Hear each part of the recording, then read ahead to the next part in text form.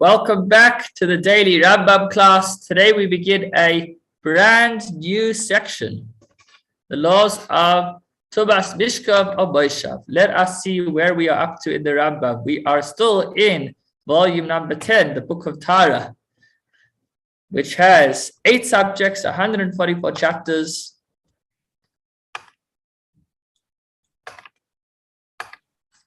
And these are the 8 subjects. We learned all about Tubas Beis, impurity of the dead, about the Para Aduba, the red heifer. Most recently, we learned all about Saras. We finished learning about that yesterday, the different topics that were covered in that.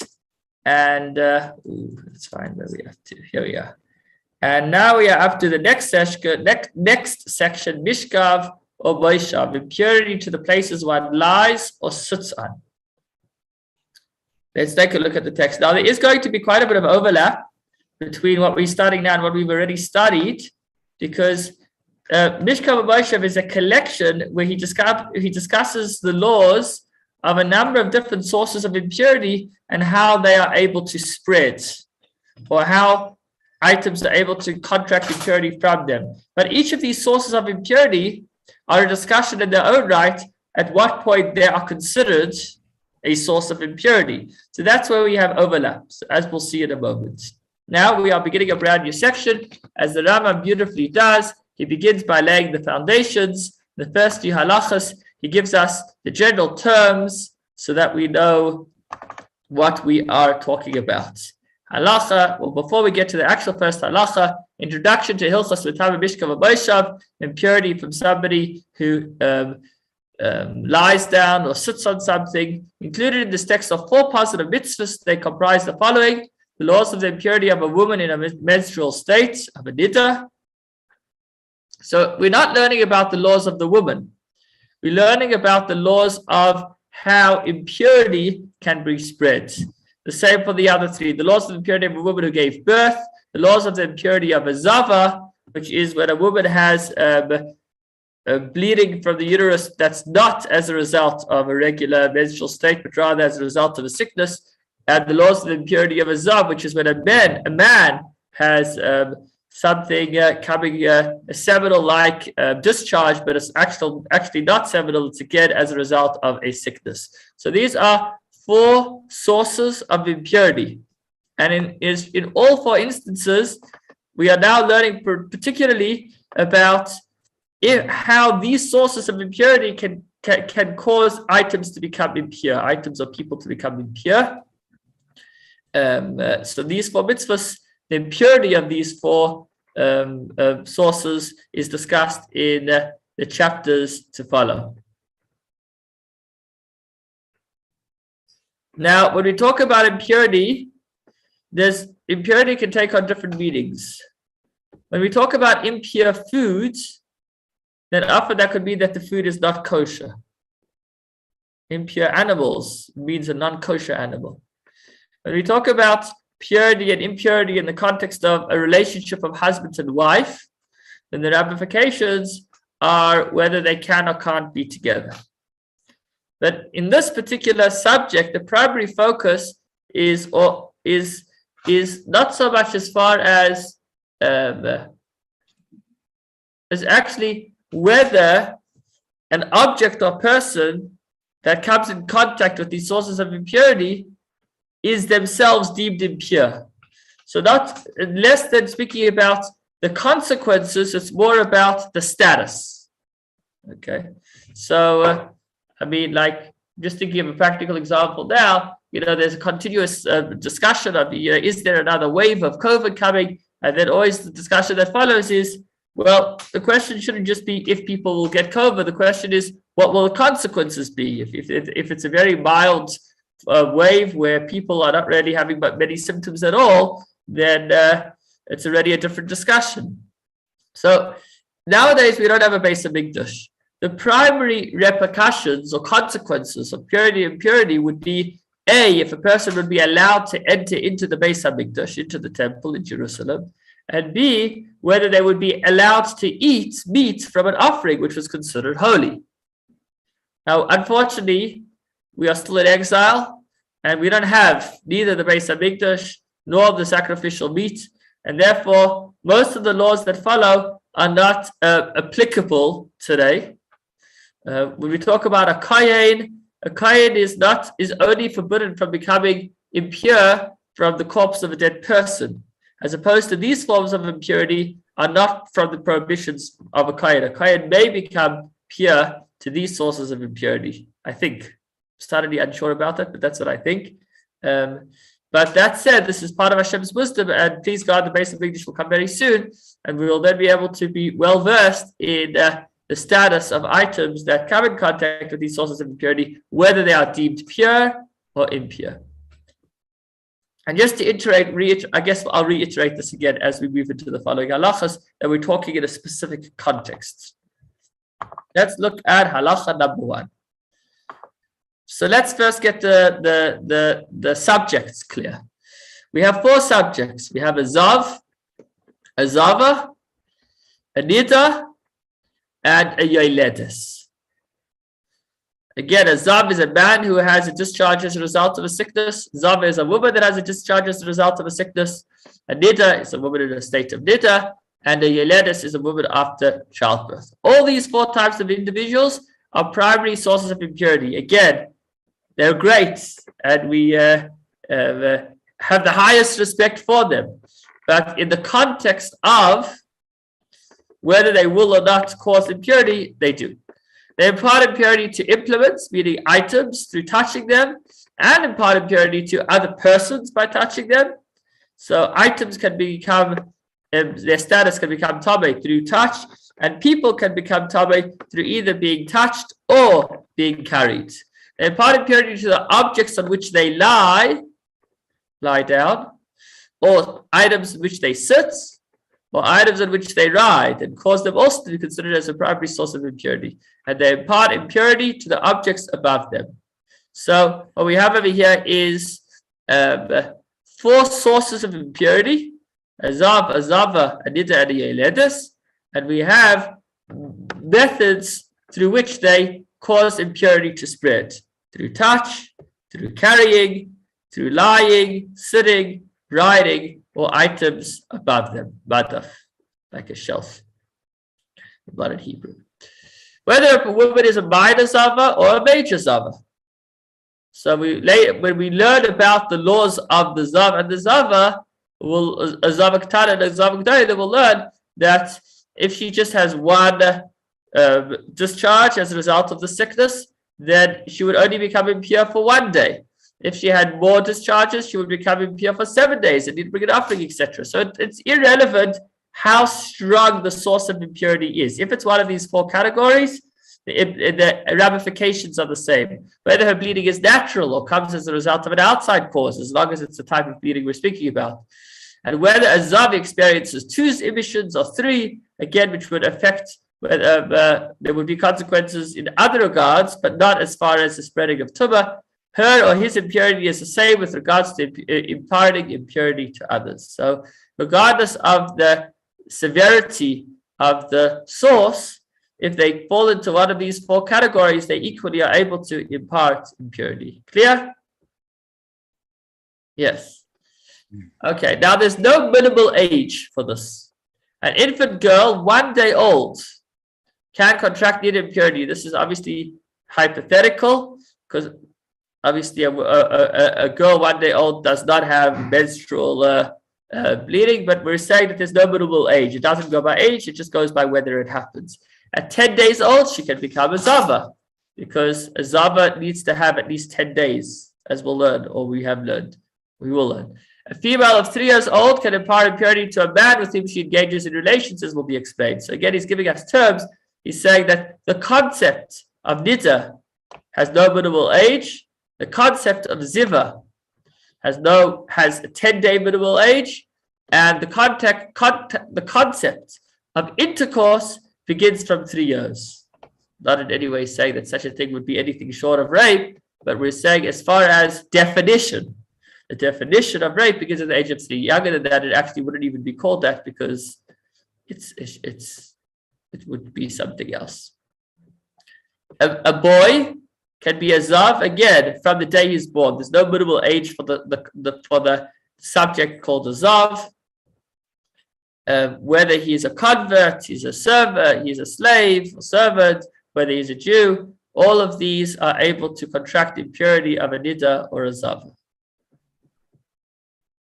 The person who was castrated or one who was born sexually impotent still can contract impurity because of a ziv discharge like other men. So although he has a different status in other contexts, it does not exclude him from being in the category of potentially being a zav. These are all just defining definitions. A woman does not contract impurity because of a zav discharge, because a zav is specifically for a man, nor does a man contract impurity because of a reddish discharge.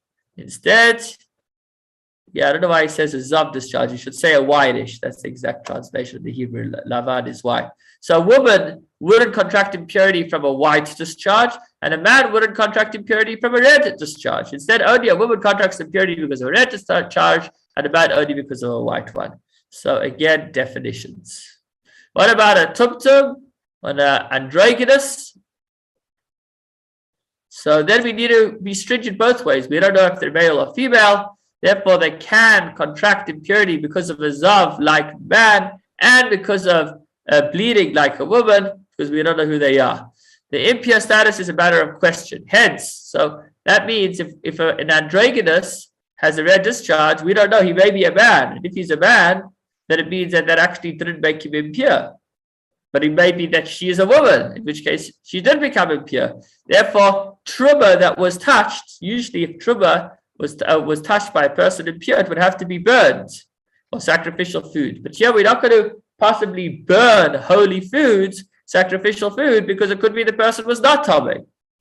So therefore, they're not burned, nor they're held liable. So similarly, if this person would enter into the Beis Hamikdash or would eat sacrificial foods in the state of impurity, she would not receive, or he would not receive punishment, because it could be that he or she didn't actually sin. Because it's only if it was a red discharge, it's only if she was a woman that she became impure. If he, in fact, was a man, then it means he didn't become impure. So we don't punish based on doubt. If a zav discharge and uterine bleeding is secreted from such a person at the same time, so if he has both white and red bleeding, then at that point, truma sacrificial food that they touch is burned, because at this point, he is definitely impure. If he's a man, then he's had a form of a seminal discharge, and if he's a woman, he's had a menstrual discharge. Nevertheless, they are not held liable. They still wouldn't receive punishment. Why? For entering the temple eating impure foods. Why? The Torah says, male and female alike shall you send forth. Implied is that the impurity of a male must be definite. The impurity of a female must also be definite. So, although we know that they're definitely impure, since we don't know on what grounds, we can't say that this is what it is. It's one of the two, and we don't know which one. Therefore, they wouldn't be able to receive punishment. In order to receive punishment, there needs to be a definite transgression, not a possibility of one of two. Similarly, even if one touches a zav discharge and uterine bleeding from such a person at the same time, to such a person, surely by now he's definitely become impure, because whether this person is a man or a woman, between the two, there's definitely been impurity. But he is not liable for entering the temple in a state of impurity or for partaking of sacrificial foods in such a state. Obviously, he wouldn't be allowed to enter, but if he did, he wouldn't receive punishment. If a tumtum and an androgynous himself touched both zav discharge and uterine bleeding that secreted from him, he is liable for entering the temple in a state of impurity. And the difference, I am not sure right now.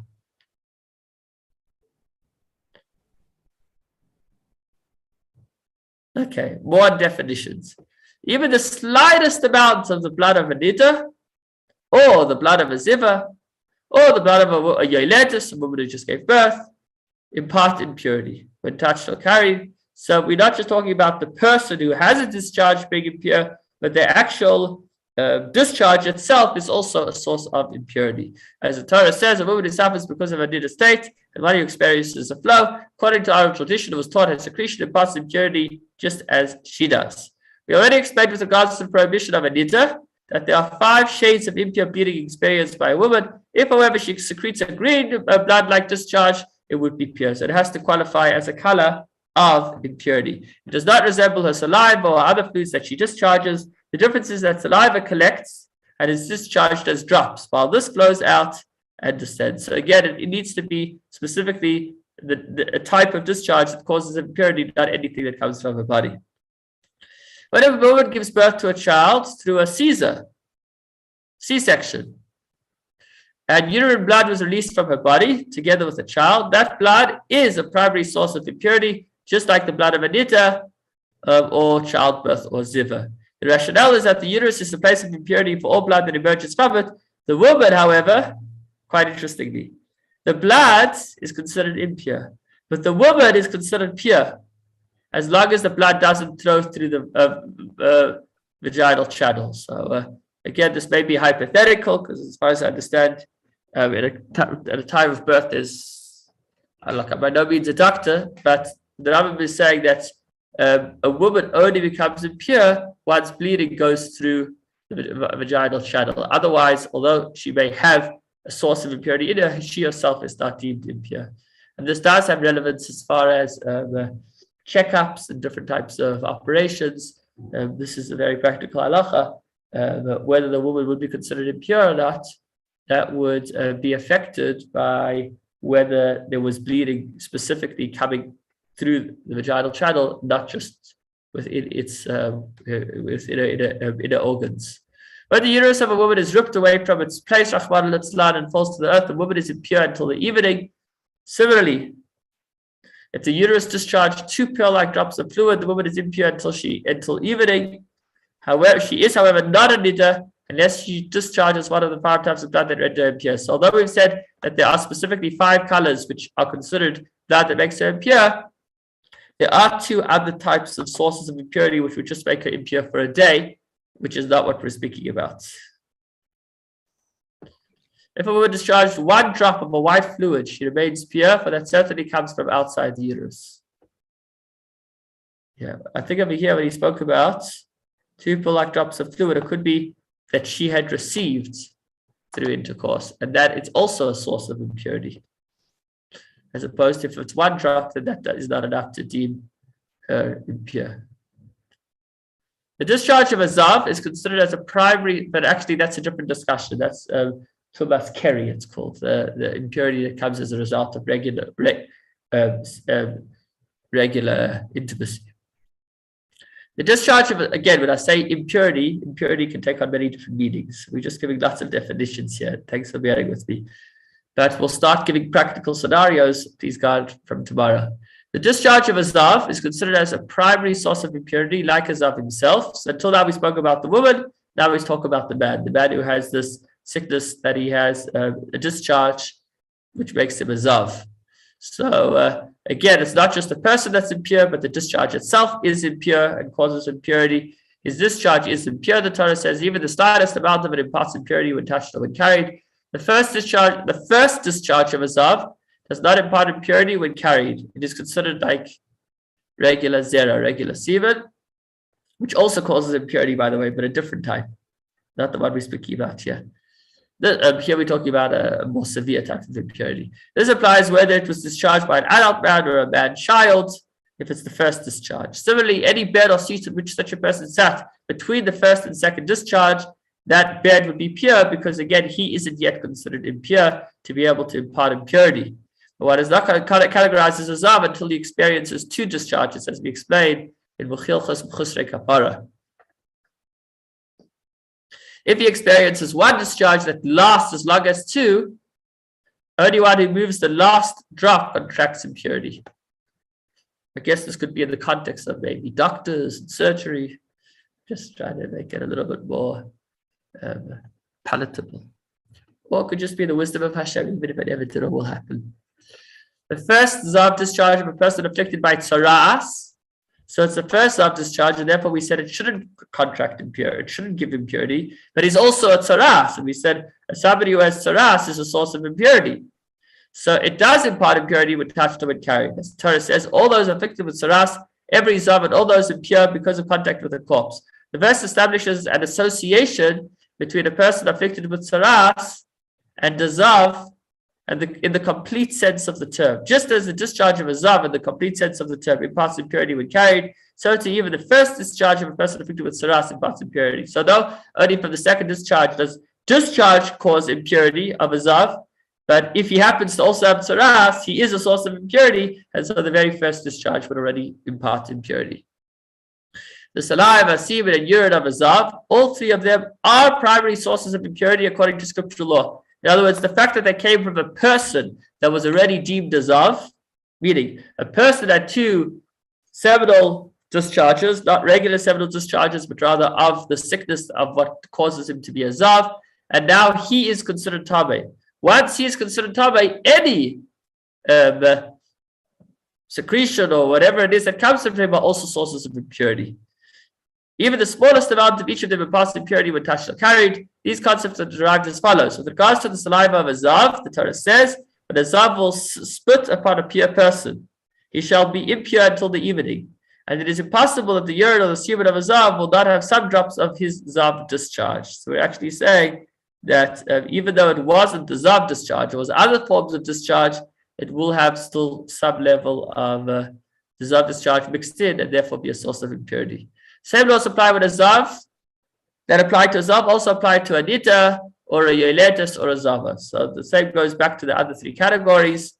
The saliva and the urine of each of them is a primary source of impurity, just like that of a zav. Similarly, when the term zav is used in these laws, the intent is either a zav or any of the other three. So we're not going to always be speaking about naming all four sources of impurity. We'll speak about any of the four because the same laws apply to each of these four sources of impurity. There are 9 types of fluids produced by a zav. 3 of them are primary sources of impurity, namely his saliva, his semen, and his urine. Even the slightest amount of them imparts ritual impurity to a person or an implement, as we explained. 3 of them are considered as a derivative of impurity, which would be tears, blood from a wound, a woman's milk. Each of these is considered as an impure fluid that does not impart impurity to humans, but does impart implements by rabbinic law, as will be explained. So we're saying, now when you talk about sources of impurity, there's a primary sources of impurity, which will make everything it touches impure. Then you have derivatives of impurity, which will only make implements, not people, impure by rabbinic law. We'll speak more about that. And then there are 3 which are pure. The final 3 things that can come from the person. The person's sweat, if he has pus or he has feces, these are not sources of impurity. The laws that apply to these 3 fluids from a zav and the others like him are the same as when these fluids are discharged by an ordinary person. So there would be no distinction. His phlegm, spittle, and mucus are considered like saliva in all contexts. We don't make any distinction, and they are included in the term saliva. When blood flows from the male organ or from the mouth, it is considered as the blood of a wound, which is, we said, a secondary source of impurity. Is that correct? Yes. And if a person sucks a wound and spits out the blood, then it imparts impurity like saliva does, because it already has saliva mixed in, but it's impossible that the blood that he sucks will not have drops of saliva. So in summary, we've spoken about the 4 sources of impurity, which are these 4 mitzvahs: a nida, a zava, a zav, and a yoletus. And then we've spoken about methods via which they can impart impurity, which would be by touch, riding, sitting, lying, or hovering above them. And then we spoke about what are signs of impurity of each of these 4 sources of impurity, whether it be blood or whether it be a seminal emission,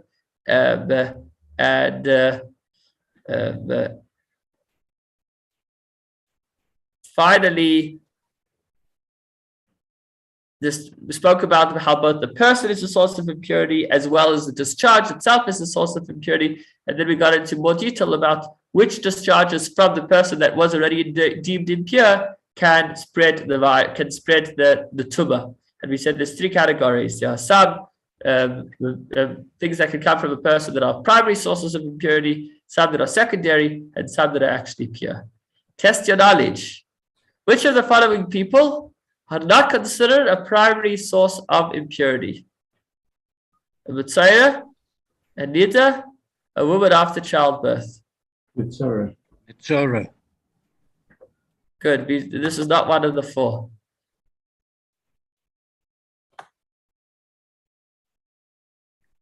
Does a minor zava have the same status as a major zava when it comes to imparting impurity? Yes. Good. Said it doesn't make a difference. From what age can a girl impart impurity as a niddah? From the age of 10, 12, or from the moment she is born? Number 3. Good. Question number 4. The first discharge of a zav imparts impurity to one who touches it, but not to one who carries it. Imparts impurity to one who touches it or carries it, but it does not impart impurity to a bed he sits on. Imparts impurity to one who touches it or carries it, and he imparts impurity to a bed he sits on. Or none of the above.